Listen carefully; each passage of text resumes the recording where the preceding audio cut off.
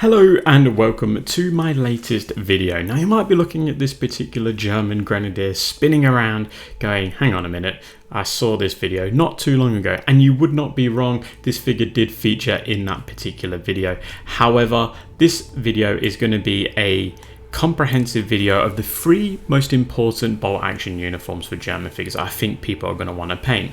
So obviously we've got the field grey uniform. Then we're going to be looking at Oakleaf and Peadot. Now for those that are familiar with these figures and you've seen tutorials for them, rest assured the footage in this video is slightly different. It's a little bit more dragged out with the uniforms because we're not going to focus on anything else other than the uniforms. So yeah, it is slightly different, so stick around if you want to know how I've painted a particular type of uniform. But if you're new to the channel, I have got some other videos. I've got the German Grenadier video, the Italian pattern, Peadot and Oakleaf, as well as the winter uniforms for both the German mountain troops as well as the Fallschirmjäger in the Ardennes offensive. Now we're going to be taking a look at field grey to start us off. So to start off with, we're going to be painting this particular figure in AK field grey base. Now, if you are unfamiliar with AK paints or you just want to use Vallejo paint, go check out that German Grenadier video that I've already got on there, which covers the entirety of me painting this figure.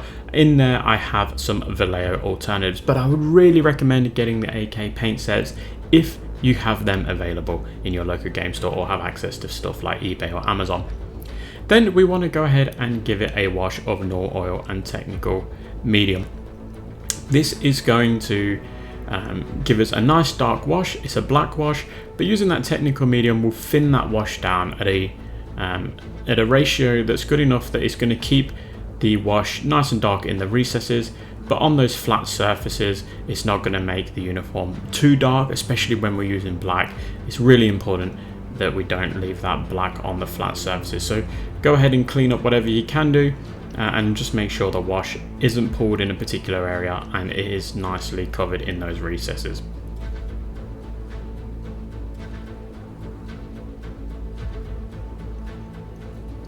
Now with that done, we're going to go ahead and hit this with a layer. So we're going to use that AK field grey base again, and we're going to be painting a layer. So we're going over pretty much everything on the uniform other than those bits in the dark recesses. So all the creases in that shirt, I'm leaving the crease lines in that dark base color that's been washed, and then I'm painting the rest of the uniform in that AK field grey base. The paintbrush I'm using is a size 0 paintbrush. I've also got a video on those, as well as in the video description you can see what brush I'm using. But yeah, this is a very, very fine brush, so you've got a lot of control, which is really, really important. And you can see that I'm just working it in nicely, and I'm all about subtle highlights here in this channel, guys. So if you're looking for super bright highlights, it might not be the channel for you, or this video at least anyway, but subtle highlights just to make it look a little bit more realistic. And then you can see that exactly what I'm doing here, which is really, really nice. You can see that there's nice dark crease marks in there, as well as the nice bright part of the uniform.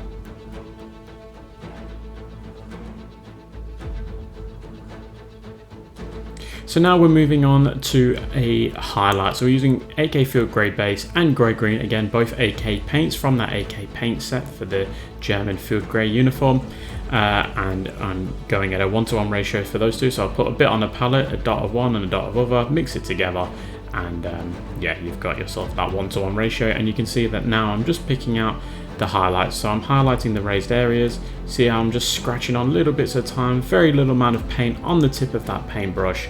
And once you've done that, you're going to have yourself a complete Heer uniform, and it's going to look the bee's knees. Very happy with these paint sets from AK.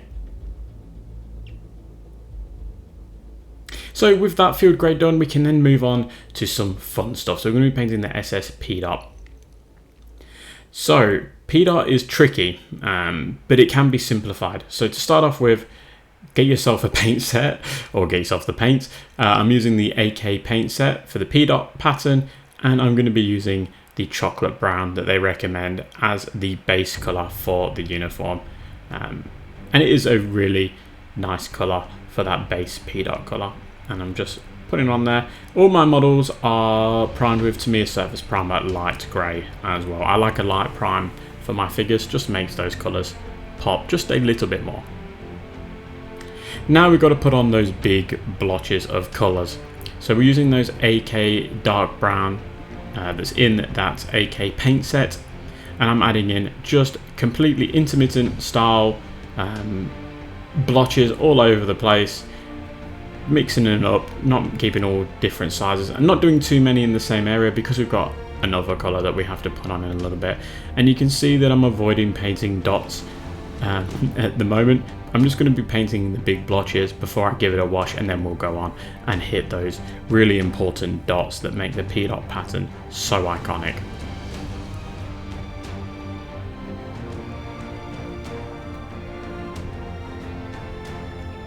So with those really dark green blotches down, we'll now go ahead and hit it with orange tan, again from that Peadot set, and I'm following the exact same principle as I did with that dark green. I'm just adding some random blotches all over this place, obviously breaking them up, making sure they're not too close to the dark green, not joining the two together, and making sure that the sizes vary. So I'm going to do some small blotches and then some rather large blotches. And you can see already that this Peadot pattern, even without those small dots, is starting to come together. It's starting to look as it should do, which is obviously what we want.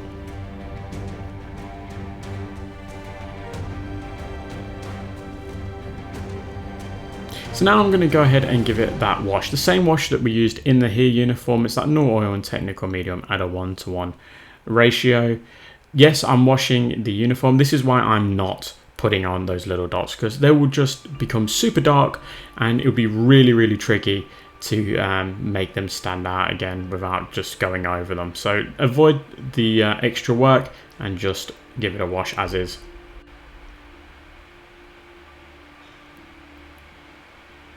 So now we're going over that uniform in chocolate brown. This is like adding a layer. So we're just giving it a bit of a highlight or layer. Not exactly sure what you would call this, to be completely honest, but I'm just leaving that dark mud color in the recesses. Yes, we're going to be putting on dots, which is probably going to hide the majority of this work, but that's okay. I think for the sake of honestly, it probably takes about 2 to 3 minutes to do this because it's very rough. It doesn't have to be too accurate. It is going to help you, especially making those really dark creases pop just a little bit more, because you want to try and get the trousers not just looking like one big camouflage pattern. You want to show that it's broken up with all the kinks and creases in those trousers. So now we're going back over the green again, so exactly the same principle. This was very, very quick, guys. This was for the sake of like a minute probably. You know, I actually don't think it was any longer than a minute. I'm just going over those blotches, tidying up any of those blotches that I feel like they need to have a bit more of a curve to them. Remember, you don't want to make these like splinter where they're super sharp and straight. You want to make these all like got a nice smooth curve to them. You know, that's what you want to sort of try to achieve. And then the same with that orange tan. So a lot of this you can fast forward, guys. Please don't sit there watching this if you feel like you're gonna miss something. This is literally the precursor to the most important part, which is obviously those dots that we're going to be putting down.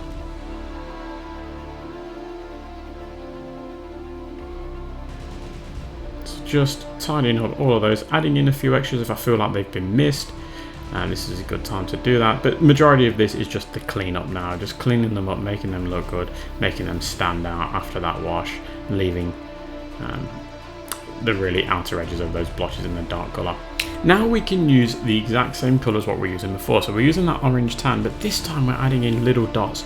So we're adding little dots on that mud brown. We're also adding little dots of this orange tan inside of that dark green, and we're just varying it up. Put a couple close to each other, a couple away from each other, and just mix it up. If you need to go through and add more, that's fine. Some people use a toothpick for this, but I find a really fine paintbrush, not obviously an old brush. Get a nice fine paintbrush, same paintbrush as what I'm using if you can, and just add in nice little dots. You've got control here. The AK paints are thinned down enough as well that they don't dry your tip straight away. Now we have to do the same with the base brown color. So we're using that chocolate brown again, and we are going ahead and painting those little dots within that dark green as well as within that orange tan. Again, making sure that you are aware that you have another color, the light green, to put in as well as the dark green. So just make sure you're not adding in too many of the same color that's going to block some of the other dots coming in. And don't be afraid to put them on the outer edges on between two different colors and such. That's how it was. They were literally just random all over the place. I go ahead and do that at the very end. I go and put them a few more extra ones in just to break them up. So now we're using that dark green again now, and you can see that that Peadot pattern really is starting to come together nicely. And I'm all using my paintbrush, and actually adding the dots doesn't take too long. I think this process probably took about 10 minutes. So honestly, truth be told, it's probably about the same amount of speed to do the Peadot uniform, or trousers in this part, as it is to do just a normal uniform, like normal field grey, because you've got a layer and a highlight, whereas this misses that highlight because you're just adding in dots. And also ignore the Peadot helmet cover. I decided to change that later on. So now I'm adding in the light green, which is one of the really important colors. Although this color wasn't used as often on the paint, on the uniform, sorry. Light green is one of the most important colors for this. I feel like it makes it really stand out and makes it look like the Peadot, that iconic Peadot uniform. God, I was really getting confused with what I was saying there. But yeah, this is just the very end now of the uniform, and it's just starting to really come together nicely, and it's gonna look absolutely great on the tabletop, and it's relatively quick as well. So yeah, hopefully if you follow the same sort of technique, then you're gonna also agree with me on that one. Now, third and finally, we want to tackle that Oakleaf. So I'm using AK Mud Brown for this. You can use that chocolate brown as what was being used before. They are very, very similar. There is a very slight variation in the tone of the color. So it's up to you if you want to change and just use two of the same. But I think a variety, even if it's so subtle you can barely notice it, is good for uniforms. It doesn't just make them all blend in together and look like one. But again, you might think I'm crazy, and I wouldn't blame you if you did, so it's up to you what you want to do. Now, just like the Peadot pattern, the Oakleaf pattern has some big dark green or brown, depending if you're painting spring or autumn pattern, blotches. So I'm going to be painting those blotches. Now this particular smock is very short. It's a typical SS, like sort of summer smock. So I'm just putting in these blotches. I'm trying to break up the arm and the body as well. So I'm not trying to put a big blotch across the arm into the body. Try and break it up if you can do. As you can see here, just again in a little line, so you can see that that's where the end of the sleeve is, where it meets the body of the uniform. Now again, we're going to go ahead and hit that with no oil and technical medium at a 1:1 ratio. So it's that black wash that we're putting in. Don't worry, I'm going to end this segment here. We don't want to see a third time. And then with that down, we're going to follow the exact same principle as what we've done before. So we'll go ahead and hit the uniform with its original color, but leaving the dark color in the recesses. So you can see that I'm just capturing the very crease, top of the crease that's sticking out there of the sleeve, and then painting in wherever I can see some of that detail that needs to be captured. And it really does make a difference. So if you're new to painting, layering and highlights really will take your figure from being a dark figure to a nice, beautiful light miniature. Now, you don't have to do this, but I really would recommend you give it a go at least, and then you can decide for yourself if you want to follow this sort of principle. And then we go with AK black green again. So I'm adding in that black green pretty much all over, tidying up any that needs, again, a few of those curves. Don't make this like splinter super sharp. You want nice curved blotches in there, as well as just leaving the very outer edges of those blotches in that black green color, and then brightening the middle parts up with this color. with the same color again. Now for the most important part, just like the Peadot, we're using that AK golden olive and black green. So the paints are different, but the technique is the same at a 10:1 ratio. So I'm not using just golden olive straight out of the bottle because it is very, very green, very, very bright too. It will look a little bit unrealistic. So add a touch, and I mean an absolute smidge of that black green just to tone it down ever so slightly. And then you can go ahead and add in 1,000,001 dots. Now the trick with Oakleaf is just to add lots and lots of dots. If they can join together, that's fine. Keep them all within the really dark green blotches as well, because if you look at the uniform on Google and such, you'll see that there's some dots that are on their own within those dark green blotches, and then some that are like all the little dots have joined together. And then once you've got those dark green blotches occupied with the light green, add in a few random little green spots on the actual base color of the uniform, just to give it a little bit of variety. And then you've got yourself a lovely Oakleaf pattern. So I did mention Oakleaf. We've looked at the spring variant. If you would like to paint the autumn variant, just follow the same principle in terms of the base color of the uniform, then use AK Grime Brown for the dark brown spot blotches, and then use AK Light Brown and Grime Brown again at that 10:1 ratio. So just a touch of that Grime Brown and let that light brown do the rest of the work. You can find that in an AK set as well. So there we have it, guys. This is my 3 uniforms that I think are most popular with bolt action. Again, I could be completely wrong when we're talking about the Germans, but I'm pretty sure there isn't too many more that would be as popular as this other than Splinter.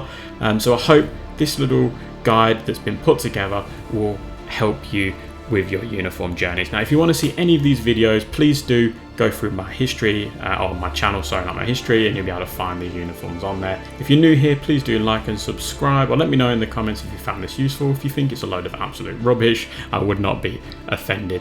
Huge thank you goes out to my Patreons and YouTube channel members for making videos like this possible. Special mention goes out to those Panzer Aces, so that's Patrick, Oscar, Panzer Jim, Colin and James. You guys are legends, and your shirts are on the way for those that haven't received them yet.